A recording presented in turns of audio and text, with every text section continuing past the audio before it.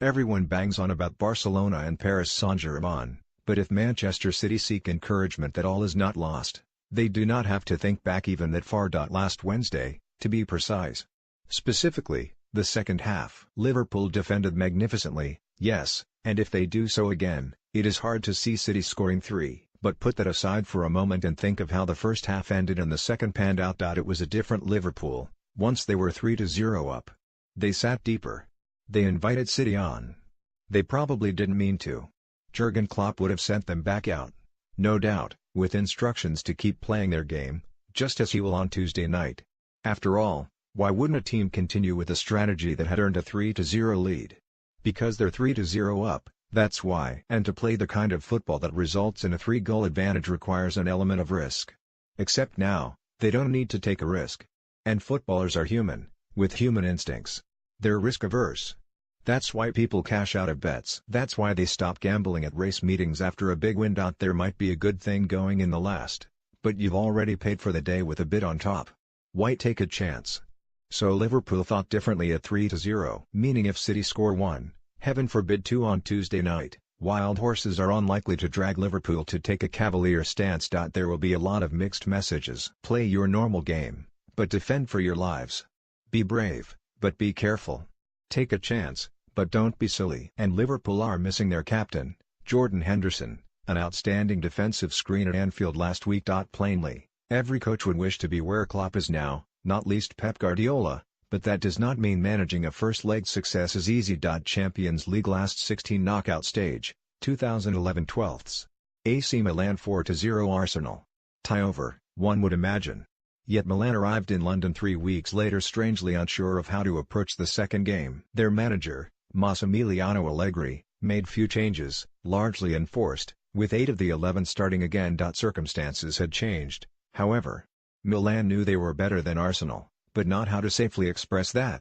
Did they go for it again, try to win 8-0 on aggregate, or protect what they had? Falling between two stools, they were 3-0 down at halftime. Most of the locals were by now expecting the greatest comeback in Champions League history, yet by getting close so early, Arsenal inadvertently made up Milan's minds. They now had 45 minutes to protect a 1-goal lead, a position in which any good Italian team feels comfortable. Now entirely sure of their purpose, Milan calmly shut Arsenal out. The drama subsided, Milan won 4-3 on aggregate. The same confusion set in on October 20, 2010, after Tottenham got into a frightful pickle against Inter Milan. They went a goal down after 2 minutes, had goalkeeper Heurelho Gomez sent off after 8 and were trailing 4-0 after 35. Playmaker Luka Modric had also gone off to allow a substitute goalkeeper on. Coming out for the second half, Inter were no doubt prepared for metaphorical handshakes in the tunnel and a mutually advantageous truce. The game is over, nobody wants to get hurt. What Inter were not prepared for was counterintuitive managerial lunacy. Fearing his team could lose by 8 or 9, Harry Redknapp decided to attack. This isn't the knockout stage, it's a group game, he told the players, according to his autobiography. We've got 3 other matches after this, win those and we'll go through. It doesn't make any difference to us what happens here. Fuck it, we'll have a go at them. See what they're made of. The hosts were bemused. Inter Milan had never been confronted by a team 4 goals and a man down at halftime, who still fancied their chances at the San Siro. They hadn't seen too many like Gareth Bale, either. Expecting a training session, Inter walked into the frantic conditions of a cup final. Bale scored a hat-trick, Tottenham lost 4-3 and had the game lasted 5 minutes longer would probably have drawn. For now, of course, everyone at Liverpool is of one mind. We are here to not concede and to score to win the game, insisted Klopp. So that is the plan. There is no other plan. We know that if you get passive against City, don't bother to come. He had support in midfield. We want to approach it as we approach every game and try to win, said James Milner. It's down to us not to sit back and be on the front foot. And defense. I don't think it's a good idea to see what they do, added Virgil van Dijk. Everybody knows how much quality City have. You could see that in the second half at Anfield. Exactly. Yet that is why sitting back could feel increasingly like the smart plan as the game unfolds. City will have plenty of the ball, as they always do at home. City are good on the ball and dangerous. They scored 5 against Liverpool in this fixture in September. It will take some very strong minds to fight fire with fire in those circumstances, to take the risks Liverpool did in the first leg to get where they are now. Even though, obviously, That's the way to do it. Pep's boys crash and burn. Manchester City blew a 2-goal lead against Manchester United on Saturday. That happens in football.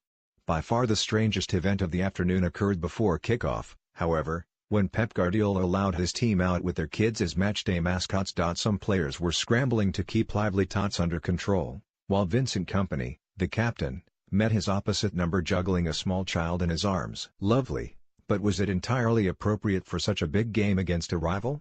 Did it not smack a little of complacency, of thinking the job done? Family time on the pitch after the game, sure, but not before. Why did Guardiola allow it? In the corresponding fixture in December, he marched down the touchline and snatched a sky blue Santa hat off the head of substitute Eliaquim Mangala, who had been told to warm up. The impression was of a serious, focused coach who would not tolerate any player who did not have his mind on the job. 4 months later he lets the team prepare alongside Pebbles and Bam Bam. It didn't look right, it didn't feel right. And one imagines it won't be repeated. Trent's got talent but World Cup is too soon. Trent Alexander-Arnold had an absolute stormer against Leroy Sane of the Manchester City last week. He is, without doubt, one of the best young players in the country and has shown that potential all season. The calls for him to be rushed into England's World Cup squad, however, are premature and unnecessary. One position in which Gareth Southgate is blessed right now is right back. The understudy in that role, Kieran Trippier, is so strong it has allowed the England manager to convert Kyle Walker to the right of his back three. Trippier is the best deliverer of a cross, or a dead ball, in the country right now. To accommodate him in this way, then, makes perfect sense. Why would Southgate need to fast-track Alexander-Arnold, too? How many right-backs do England need in Russia? Alexander-Arnold will play for England sooner rather than later. He will be a regular, or at least an option, for many years to come. Yet to rush him through for this summer would answer an imaginary panic. Right now, Trippier with Walker inside is England's best option. Alexander-Arnold is 19 and he's going to be great. Let him grow. Almost a week on and still no more than the 2 arrests inside the ground on the day following the attack on Manchester City's bus. We will do everything in our power to put these people before the courts, promised Merseyside Police's match commander, Superintendent Paul White. Yet as more details emerge, his stewardship appears either incompetent or causative to the carnage. If it is substantiated that Merseyside Police would not let Manchester City change route, because it would disappoint Liverpool's fans, that it was announced outside Anfield that the bus was 5 minutes away, that just 49 police officers were on duty rather than the hundreds required, that the match was ranked only Category B and not one of increased risk, and that the bus' precise journey was made public for health and safety reasons so that fans did not rush from street to street in an attempt to confront it, the match commander should be stood down from his position. If Manchester City, like most elite clubs, did not have transport designed to withstand a terror attack, there could have been serious physical injury. Superintendent White utterly misjudged the threat around the event, may have inadvertently contributed to the danger, and the subsequent mop-up seems unhurried at best. This is a mistake that cannot happen twice. Bus row shows Klopp's quality. It is often said that Jurgen Klopp is the perfect manager for Liverpool. He certainly was in the aftermath of the attack on the Manchester City team bus last week. Liverpool, the club, moved very swiftly in an attempt to limit the damage of that event. An apology was issued even before the full extent of the violence was known. As subsequent footage from inside the bus confirmed, it was far from a handful of assailants who behaved disgracefully. Yet Klopp went further. We frequently hear he understands the emotional heart of Liverpool, the passion at its core.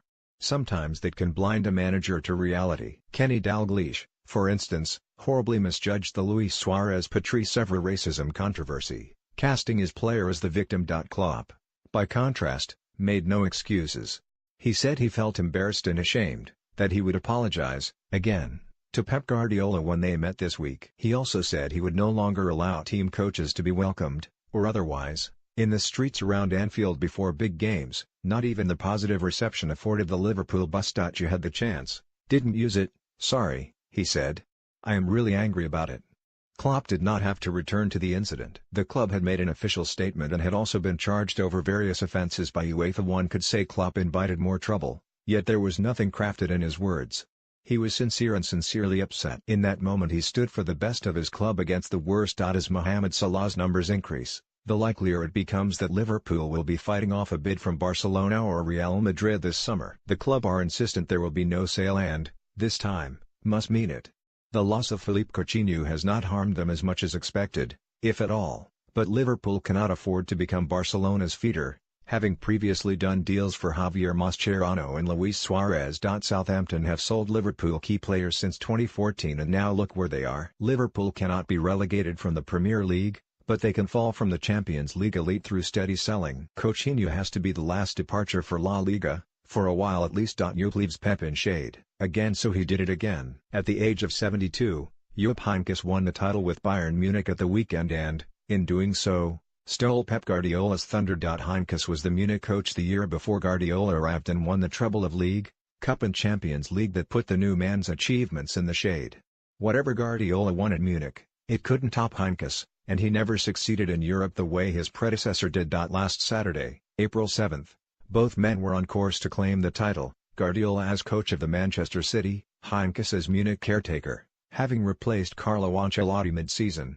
Guardiola lost the Manchester Derby and still waits. Munich won the Bavarian Derby, at Augsburg 4-1, giving Heynckes his fourth Bundesliga crown in 3 spells at the club. Heynckes looks set fair to reach the Champions League semi-finals. 2. His team leads Sevilla 2-1 with the second leg at home, and are also in the semi-finals of the German Cup, meaning he remains on course for another treble. He has already said he intends to stand down at the end of the season, leaving some poor soul in his shadow once more, and he dedicated Munich's title to the man he replaced, Ancelotti. Some achievement and some guide. The Europa League may be considered a miserable downgrade to members of the Premier League elite, but not to Burnley.